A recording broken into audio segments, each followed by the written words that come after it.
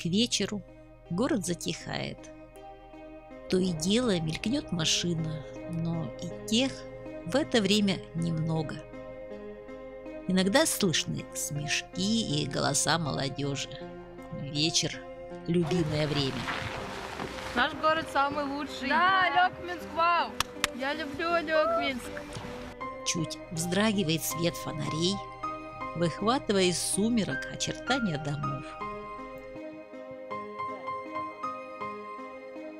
Алекминск – милый и родной город.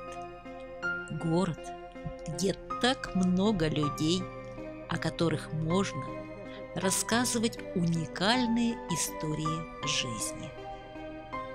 Кто-то славил родину научными достижениями, трудом, а кто-то легким напевом, песнью строк проникает в самое сердце, заставляя скучать, любить, мечтать.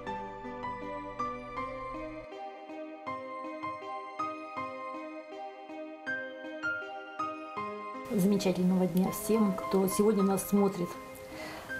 Сегодня у нас в студии очень интересный человек, алекминчанин. Человек, который умеет собрать слова в витиеватую такую вязь. У нас часто называют его алекминским Есениным. Не Сергей, Эдуард Корнилов. И я очень рада, что нам удалось сегодня пригласить его в гости и поговорить с ним о том, как рождается его творчество, потому что его строки, они настолько напевны, что сами ложатся на память, настолько легко вот они льются действительно. Но, наверное, как и у каждого человека, творческий путь, он начинался с чего-то. Если брать корнями вот вообще в глубину, да, с чего вообще началось? Почему? Когда вы осознали, что это интересно? Вот вы были маленьким мальчишкой, скорее всего, вряд ли вы были покладистым, послушным, белым и пушистым. Да, конечно. Я был очень хулиганистый. С маленьких лет я уже занимался спортом. Гири, всякие там турники, бокс, борьба. И девчонки, учась в нашей третьей школе, мои одноклассницы сказали: Эдуард, а ты не хочешь попробовать сходить в Дом пионеров и участвовать в драм-кружке? Меня заинтересовало это, думаю, так я схожу. Пришел в Дом пионеров, в Алекминский Дом пионеров, там при Доме пионеров был такой как бы кружок литературный, можно сказать, да, литературный для учеников. И им руководила Татьяна Валерьевна Емельянова, наша алекминская поэтесса, которая меня как бы привила мне как бы любовь к поэзии. Я стал часто под ее руководством стал часто выступать на парадах Победы, первомайские праздники, и даже выступал конферансье на школьных фестивалях, всяких конкурсах Алекминского района. И так потихоньку, я с детства любил читать стихи Есенина, мне нравились его, не знаю, они как-то мне подходили, видать, по душе. И я очень был влюблен в них, и читал, и у меня как бы начали появляться такие рифмы. Я начал рифмы подбирать сперва, рифмы, и как бы играл все время ими. Вот так переворачивал туда-сюда и потихонечку добавлял слова.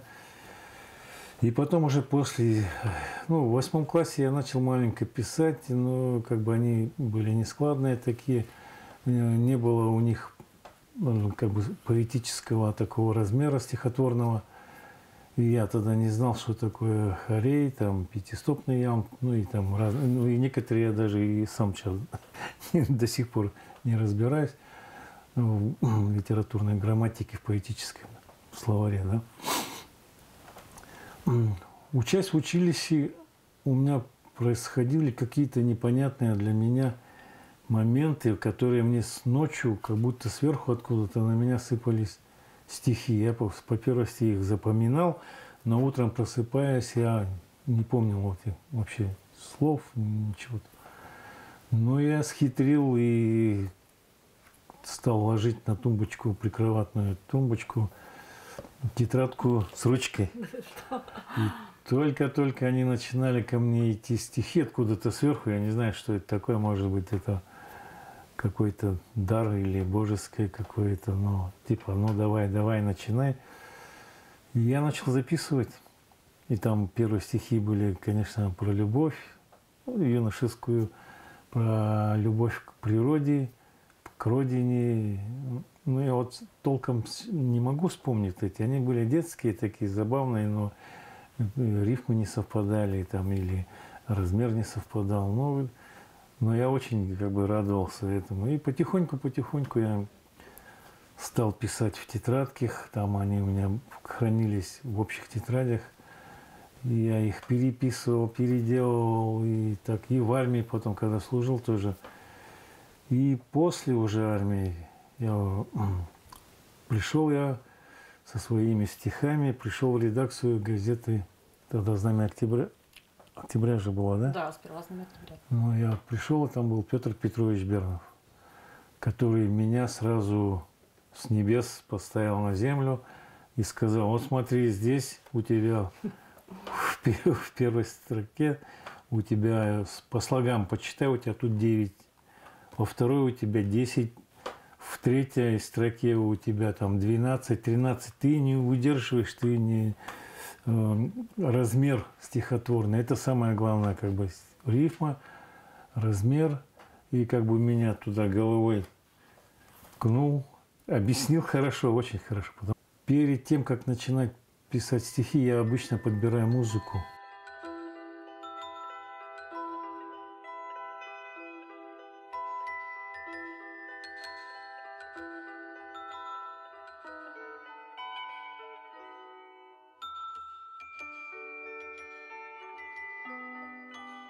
Какие я буду писать сегодня стихи, это зависит от музыки, которая рождается в душе. И вот эти вот как бы пошел темп, я начинаю ловить слова, и мне главное первое четверостишее написать вот в таком ритме, и все остальные уже стихи, они идут как бы продолжение, как бы под одну музыку. Одна музыка должна быть у стихотворения. Ну, вот, допустим, «Рябиновый костер», да? Да, вот «Рябиновый костер» я написал под как бы влияние осени, она на меня как бы подействовала. Вот представьте, октябрь, поздний октябрь, и я живу в своем частном доме, и как бы вот домик, свет уже потушен, как бы такой неяркий свет, а рябина, она еще вот за окошком в палисаднике, да, она как бы разгорается, наоборот, вот как бы, и как бы цвет падает на рябину, и рябиновый костер, как бы он гореть начинает. Я вот маленечко могу прочесть. Горит рябиновый костер. Затеял ветер разговор, он белым светом, снегом заметет, след одинокий у ворот. Не потревожит спящий лес, звезда, упавшая с небес. Вино туманов белый сон, опять не будет сниться он. Опять приснятся холода, а в них художница зима рисует на стекле цветы необычайной красоты. Горит рябиновый костер, бежит тропа под косогор, а там за леною рекой восходит солнце над тайгой. Пусть дарит вам оно тепло, пусть станет на душе светло, мороз и вьюги, пустяки. Мир вам и счастье, земляки. Вы знаете, я хотела спросить, фамилия Корнилов. То есть род у вас достаточно... Да, у нас род очень знаменит. И даже Федор Корнилов, он является братом моему деду. Я, правда, не знаю, он не родной, а двоюродный, может быть, или там троюродный. Федор Корнилов – это первый концертмейстер, можно сказать, что музыкант первый. Якутии. Корни наши, да, они с Каллах-Ары, но дед мой жил в Кудае, местность такая Кудай, Алас, да. Кудай. Кудай-Бахсы, вот такой был богатырь раньше, Корнилов. Ну, Кудай-Бахсы, и вот дед как бы, может быть, потомком, то есть, да, потомком являлся Кудай-Бахсы. Ну, все так говорят, я точно не знаю.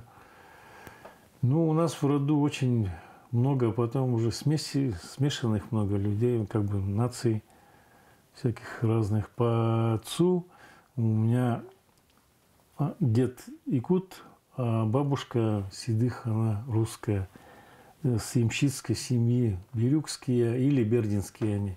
Всего скорее, наверное, потом, когда станция Бирюк открылась, они переехали туда. Но это близкие родственники мои, Мироновы, Перво-Нерегутянские, Корниловы, Седыхи, Филипповы, Тыртыковы, Голомаревы. Это по отцовской линии. А по матери, мать у меня сама родом с Каландрашвили, но ее предки пришли, откуда-то пришли, я не знаю, там у матери черкесская кровь, русская. И вот я недавно как бы, ну я с детства знал, что у меня бабушка чусовская, а я не знал, откуда они, кто такие пришли. Говорят, что два брата чусовских пришли с Урала к нам сюда, ну, видать, искать золото. И как бы один брат с другим рассорились, они что-то там не поладили. И он ушел на Вилюй, один брат. А второй брат, ну мой далекий предок, он остался здесь, в Алёкне, женился и пошли, вот род пошел чусовских. Это по моей маме. А чусовские, те, которые вилюйские, нюрбинские, они там как бы тоже расплодились, но они наши тоже родственники близкие. Так что если кто меня увидит там из чусовских, я прошу окликнуться, и мы бы подружились, потому что у нас как бы одна кровь, как бы родственные отношения. Мне вот приятно, чтобы найти еще своих родственников. Да, у нас много, очень-очень много родни, Шароборины. Это вот как бы дед, отец моей матери. Это село Алёкминское. Да, село Алёкминское, Каландрашвили, которое раньше называлось. Там, ну, они же тоже шароборинские, они тоже перемешались и с Бояркиными, и с Янковыми, Борисовыми, там они все братья, сестры. Как бы если копнуть, там вот те, кто коренные, как бы сказать, жители, да, ну, коренные, как сказать, ну, лет 200-300 лет назад пришли, они уже тут все обросли уже родственными связями. Все, и я говорю, что очень-очень много родственников. Кто-то Да. из них, вот, которых вот вы знаете, обладал даром поэта, художника, может быть? У меня были, почти все были музыканты. У моего отца вместе с ним 8 братьев. Все играли на гармошке, на балалайке, на гитаре. Почти все. Все, ну, вот род Корниловых. И все были спортсменами. Отец у меня был чемпионом Якутии, Дальнего Востока и был чемпионом Закарпатского военного округа и по борьбе, и по боксу. И дядьки мои были, ну, там, почти все, наверное, мастерами спорта, борцами. Мой родной дядька, он учился в Чурапче у знаменитого учителя Коркина. Ну, он был мастером спорта. Егор Егорович Корнилов, мой родной дядя. Любовь к поэзии – это, наверное, еще от далеких предков. Все-таки я думаю, что вот этот дар передался, наверное, от какого-то предка. Потому что все мои братья, которые живут в Якутске, двоюродные братья, 3 брата Корниловых, борцы тоже, все мастера спорта, борцы, они все пишут стихи. Да, и даже Игорь Корнилов, двоюродный брат, он выпустил диск в Санкт-Петербурге, песни, сам, своя музыка, свои стихи. Я очень горжусь этим тоже, что у меня братья тоже пишут стихи, и Олег, и Боря. все талантливые братья. Я когда начал писать, где-то в 17 лет, да, первые стихи, потом во время, после армии, когда я пришел, вернулся, ну, уже женитьба, тут дети пошли, перестройка, тогда мысли все были, где бы заработать, как заработать, чтобы надо поднять семью, там, одеть, обуть, накормить, там, дочка болела, диатез у нее был, вот мы возили везде ее, как бы лечили. И стихи не шли, я лет 5-6 вообще не прикасался, наверное, даже не думал об этом. Но, опять же, вот так же ночью как бы повторилось, ну, не ночью, а ночами мне снилось. Я жил ну, как бы в доме с печным отоплением, ночью дрова бывает в самые морозы холодные подкидываешь, там, ну и что там, закрою, чтобы никто на кухне двери, завешиваю одеялом и сижу, и начинаются мысли, я там беру и начинаю писать что-то. И бывает всю ночь вот так я просижу, и бывает, что по 3 стихотворения за ночь. А бывает, что в год 3 стихотворения, по-разному. Как придет муза, как посетит. И вот она, муза тоже, она вредная женщина с характером. Очень сложно, знаете, для меня, что вот сложно, очень мягкие стихи, да, нежные именно. Но работа у вас, вот, трудовой, да, путь, смотришь, он абсолютно показывает другого человека, то есть, ну, там нежностью явно не должно быть. То есть это речной порт, ПМК. Самые такие стихи, которые были, вот я вот читаю, да, самые яркие такие, я думаю, я написал, когда работал в речном порту. Когда ходил в навигацию по Витиму, там в Иркутской области, в Килинском районе, и на Индигирке работал, на Белой горе. Вот они как бы рождались очень-очень, ну, как бы в большом количестве. И некоторые даже еще не законченные, они где-то лежат в тетрадях. И бывает, проходит время какое-то, и я начинаю копаться в старых тетрадках и наталкиваюсь на стихи. Оба, ух ты, а это кто так написал? Ну, да ничего, это что за слово? Вроде бы ничего, нормально. Смотришь, все, и давай начинаешь маленько править тут, там, здесь поменял слово, здесь маленечко, где запятые переставил, где, наоборот, перекинул все начало в конец, середину, там, ну, и рождаются другие стихи. Вот читаешь одно стихотворение, а когда на нем поработаешь, смысл бывает даже меняется. Несколько слов поменял, и смысл уже другой. Уже как бы готовые стихи. Это те стихи, которые я писал 15-20 лет. И я сейчас, бывает, переделываю маленечко их как бы. Ну, главное, конечно, оставляю вот любовь там к женщине или к природе. А слова некоторые меняю как бы под вот в это время как бы. И получается, ну, вроде бы как бы нормально стихи говорят. Я сам я не могу оценить, какие они. Пусть это оценивают читатели. Вот.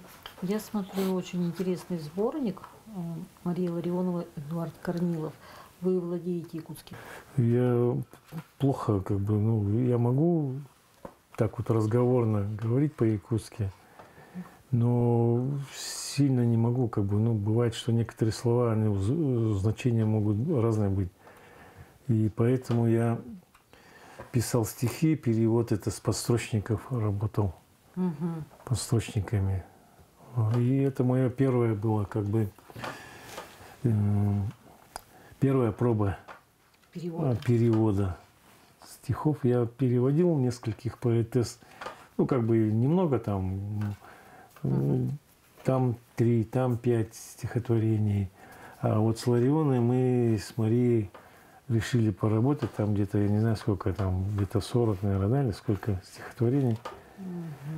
И я не знаю, вот кто знает, кто видит такую книгу, можете взять и почитать, посмотреть, что, как оригинал и как мои стихи будут. Ну, перевод мой на русский язык. Они там, я думаю, будет созвучный, одинаковый или не одинаковый, может что-то там, как бы якутский язык очень богатый, там можно по-разному сказать какое-то слово, а на русском не подберешь, вот этого нет вот такого, как бы, такого, ну, больше гаммы такой, как бы можно его обрисовать и как бы объяснить вот это слово. Ну, они разные Да, стилистика. да, разные. И бывает, что смысл автора маленько, он теряется сам, как бы вот это стихотворение.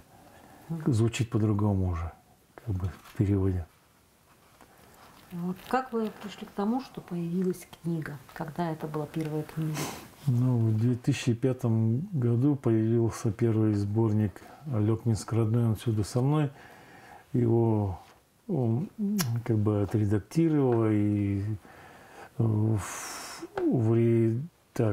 типографии ЕГУ тогда, ЕГУ был Якутский государственный университет, напечатала тетя, ну, жена моего родного дяди, Корнилова Октябрина Николаевна. Она вот этот первый сборник выпустила, ну, моих стихов. И как бы дала мне, как бы сказать, крылья. Как бы. Я почувствовал, что могу или хочу как бы писать стихи и нести их людям. Вот как бы у меня появились друзья в Санкт-Петербурге, Невский бриз, есть такое, там Марина Соколова с мужем, они вместе как бы в тандеме работают и пишут, то есть они написали несколько песен на мои стихи и клипы сделали. И есть такой Валера Абдиркин, ну, он много лет проработал, жил в Якутии у нас, был музыкант, он хороший, как бы подбирал музыку, и ну, вообще талантливый человек. И он до сих пор на мои стихи пишет, как бы ваяет песни. И отправляет мне, я там тоже слушаю, иной раз ему говорю, вот так бы сюда бы чуть добавить, там то. Но он профессионал, он сам знает, что, как сделать. Он просто, ну вот, я не знаю, ну как бы по-дружески мне отправляет. И вот этот «Белый снег», есть такой клип. Вот здесь вот в этой книге есть QR-коды, да? Видела, да. Но это песни. Просто вот они, вот. QR-код, это значит чья-то песня. В основном это под музыку, под музыку и исполнение Марьяны Макаровой, которая сама она чурапчинская певица, очень талантливый человек, мелодист. Аранжировку делал Иннокентий Готовцев тоже очень талантливый человек, очень знаменитый в Якутии. И я вот до сих пор дружу с ними, и с Марьяной Макаровой мы как брат и сестра.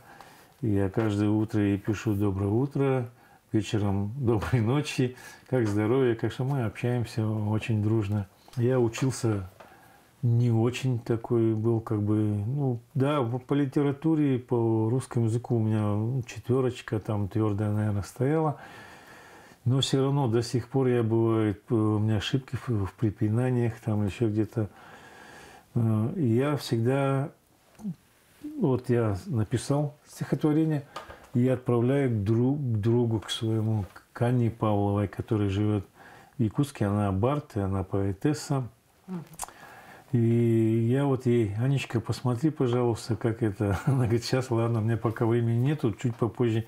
И она мне всегда подправит, сделает тут, там добавит, что-то уберет, где-то может слово даже поменять.